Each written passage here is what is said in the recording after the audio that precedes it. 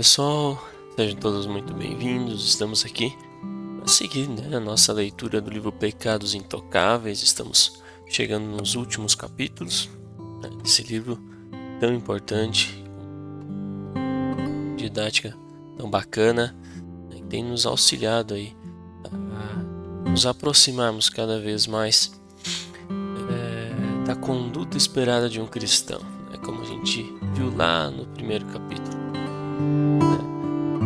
Hoje nós vamos ler o capítulo de número 18, Inveja, Ciúme e Pecados Afins. Recentemente fiquei sabendo de uma amiga que escreveu tantos livros quantos eu vivo recebendo convites para dar palestras aos quatro cantos do mundo. Ao ouvir isso, pensei com meus botões: escrevi tantos livros quanto ela. Por que não me fazem convites desse tipo? Fui tentado ainda que apenas rapidamente a ficar com inveja dela.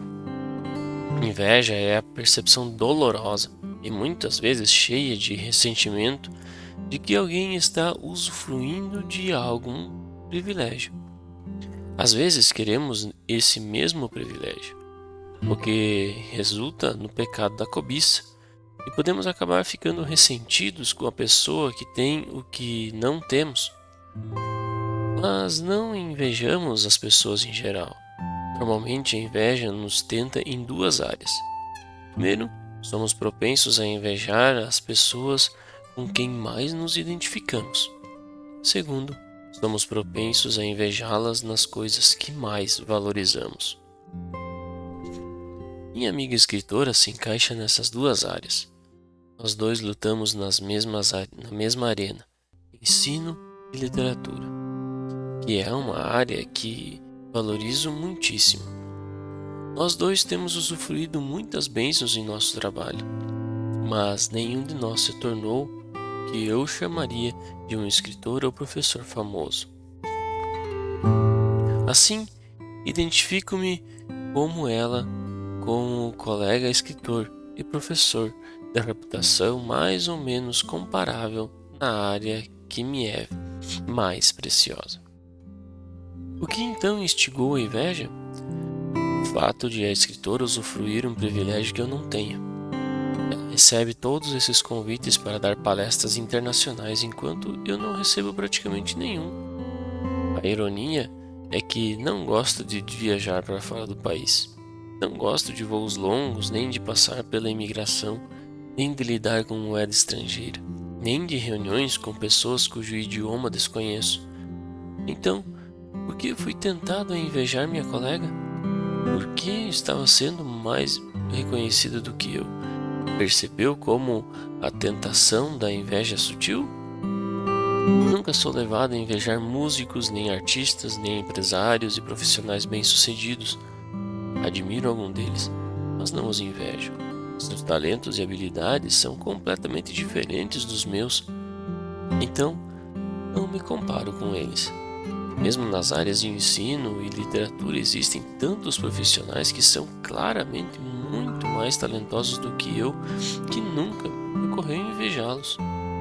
Trabalham no mesmo campo que valorizo muitíssimo, porém estão tão acima de mim que não me identifico com eles. Consideremos um jogador iniciante que sonha em um dia fazer parte de um time profissional. Ele não inveja os jogadores desse time, pois estão em outra atmosfera. Talvez inveje um colega de time que esteja se destacando mais do que ele, especialmente se achar que o colega está sendo favorecido pelo treinador. Um corretor de seguros provavelmente não inveja um atleta que ganha um salário colossal, mas pode muito bem invejar um corretor que venda mais seguros do que ele. É provável que um pastor de uma igreja pequena ou média inveje outro pastor de uma mega igreja. Será tentado a invejar um pastor do mesmo bairro cuja igreja esteja crescendo mais do que a sua. O motivo de sermos invejosos nessas situações é que existem tantas semelhanças que as diferenças saltam aos olhos. Pais invejam pais quando os filhos destes são melhores alunos ou atletas do que os seus, ou quando têm melhores empregos, se os seus filhos forem adultos. Quem sabe, em nosso caso, não invejamos amigos que moram em casas mais bonitas do que as nossas ou que dirigem carros mais luxuosos. As causas da inveja são infinitas. Sempre que nos comparamos com alguém em alguma situação melhor do que a nossa, deparamos-nos com a tentação de invejá-lo. Talvez nem mesmo queiramos que os nossos vizinhos e amigos possuem, simplesmente nos ressentimos porque eles possuem o que não temos. Ao sermos tentados a ter inveja de alguém, é bom lembrarmos que a inveja, embora nos pareça um pecado sutil e insignificante, faz parte dos pecados odiosos que Paulo relaciona em Romanos capítulo 1, verso 29 e Gálatas capítulo 5, verso 21. Ciúme. Ciúme e inveja são pecados bem semelhantes. Na verdade, geralmente equiparados os dois termos com sinônimos. Existem, porém, entre eles uma tênue diferença que nos ajudará a enxergar, mais uma vez, como nossos corações são pecadores. Ciúme é normalmente definido como intolerância com os concorrentes. Existem situações em que o ciúme tem razão de ser, como no caso de alguém estar tentando lhe roubar o cônjuge. Deus chegou a afirmar que ele é um Deus zeloso, ciumento, e não tolera que ninguém nem nada a não ser ele mesmo sejam adorados. Ver Êxodo capítulo 20, verso 5. Contudo, o ciúme pecaminoso ocorre quando receamos que alguém se torne igual ou até mesmo superior a nós. A Bíblia oferece vários exemplos em que o ciúme aflorou e assim conseguimos ver que cara ele tem. No início da vida da igreja cristã, quando as autoridades judaicas ainda mandavam e desmandavam, Lucas conta que o sumo sacerdote e os saduceus foram tomados de inveja dos apóstolos, porque mais e mais judeus estavam aceitando Cristo. Ver Atos capítulo 5, versos 17 e 18. Mais tarde, durante o ministério de Paulo, Lucas registra que os judeus de Antioquia e da Pisídia se encheram de inveja de Paulo e Barnabé, porque grandes multidões se reuniam para ouvir a pregação de Paulo. Ver Atos capítulo 13, versos 44 e 45. A ilustração bíblica clássica é o ciúme perverso que o rei Saul tinha de Davi. Depois que Davi matou Golias, as mulheres de Israel cantaram: Saul feriu milhares, mas Davi 10 milhares. 1 Samuel capítulo 18, verso 7. Saul se enfureceu porque elas deram mais honra a Davi do que a ele. Dali em diante o rei passou a ver Davi como um rival e teve inveja dele. Nós também podemos ficar enciumados se formos abençoados por Deus em alguma área da vida ou do ministério e de repente alguém aparece e consegue mais resultados do que nós. Imaginemos que o Bento, vendedor de carro, tenha sido muito bem sucedido e nos últimos 3 anos ganhou um troféu de melhor vendedor da concessionária. Mas o novo vendedor é contratado e rapidamente ultrapassa o Bento. O novo recebe os elogios e prêmios que antes iam para Bento. É bem provável que Bento seja levado a ter ciúmes do outro. Situações assim acontecem o tempo todo. Sempre aparece alguém que é mais jovem, ou mais capacitado, ou mais talentoso do que nós. Quando isso acontece, a maioria de nós fica enciumada.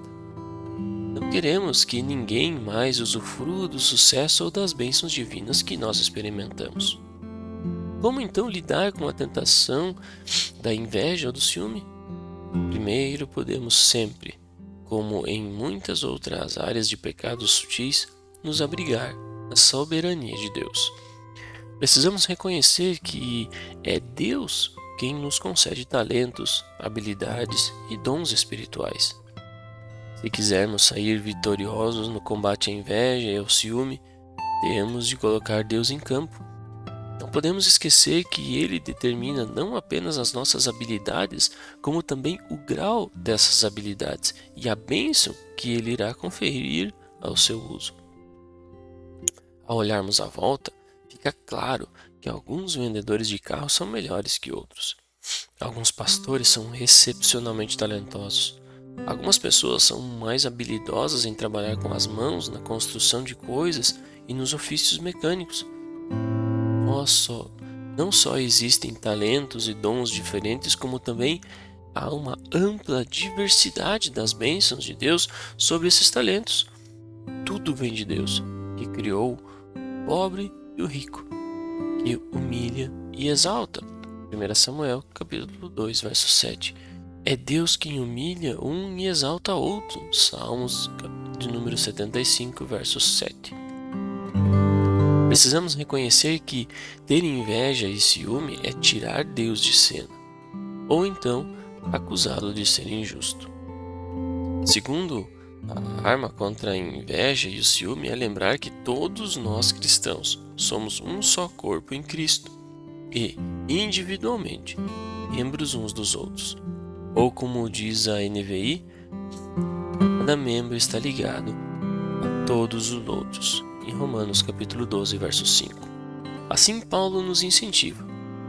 Prefiram dar honra uns aos outros mais do que a si próprios. Verso 10. Em vez de termos inveja daqueles que levam alguma vantagem sobre nós, ou ter ciúmes de quem está aparentemente nos superando, vamos dar-lhes honra e aplaudi-lo, pois somos todos membros do mesmo corpo em Cristo. Terceiro, precisamos entender que se gastarmos energia emocional com ciúme e inveja, perdemos de vista o que Deus pode realizar de especial em nossas vidas. Usando uma metáfora do esporte, não existe a condição de ser primeiro ou segundo reserva, nem de ficar no banco enquanto os outros jogam. Não. Deus tem uma posição e uma tarefa para cada um de nós preenchermos. Concordo que algumas tarefas ganham mais aplausos do que outras, mas todas são importantes no plano de Deus. Competitividade.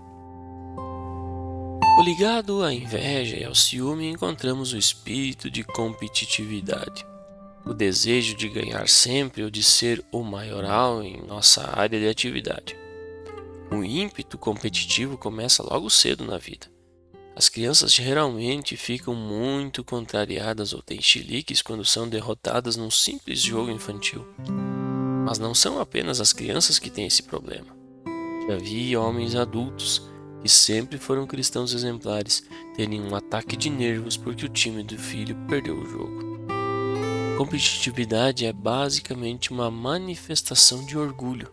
É o impulso de vencer às custas dos outros. Certamente não é amar ao próximo como a nós mesmos. Sei que estou mexendo com uma vaca sagrada da nossa cultura, pois transformamos a competitividade em virtude. Ensinamos os filhos diretamente e pelo exemplo de que é bom ser competitivo, que é assim que somos bem-sucedidos no mundo. No entanto, questiono se o espírito de competição é uma virtude cristã. Acredito que a ênfase bíblica está na virtude de fazermos o melhor que pudermos. Veja o exemplo de 2 Timóteo, capítulo 2, verso 15. No emprego, devemos trabalhar de coração, Colossenses capítulo 3, verso 23, que é outro modo de dizer, faça o seu melhor. Mas claro, o nosso melhor não é igual para todo mundo. Algumas pessoas foram abençoadas com maiores habilidades ou com mais inteligência ou dons espirituais. Naturalmente, a glória de Deus e não o reconhecimento público deve ser a motivação para fazermos tudo da melhor maneira possível. O reconhecimento pode vir, mas não deve ser nossa motivação. Sim, Bento, o vendedor de carros, deve esforçar-se ao máximo para vender carros de um modo que glorifique a Deus. Se o esforço fizer dele o melhor vendedor da concessionária, Bento não deve ficar soberbo, mas agradecer a Deus por tê-lo capacitado a chegar lá.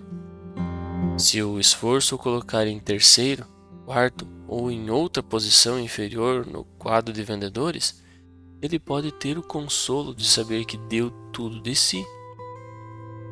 Alguém talvez argumente que Paulo tacitamente apoiou o espírito competitivo em 1 Coríntios capítulo 9, verso 24. Não sabeis que entre todos os que correm no estádio, na verdade somente um recebe o prêmio? Correi de tal maneira que o alcanceis. Contudo, a analogia termina no prêmio. Numa maratona, apenas um corredor vence e recebe o prêmio, mas na vida cristã todos nós podemos receber o prêmio. Paulo não nos incentiva a competir contra ninguém. O que ele está dizendo corram a maratona cristã com o mesmo vigor que os maratonistas que competem pelo único prêmio.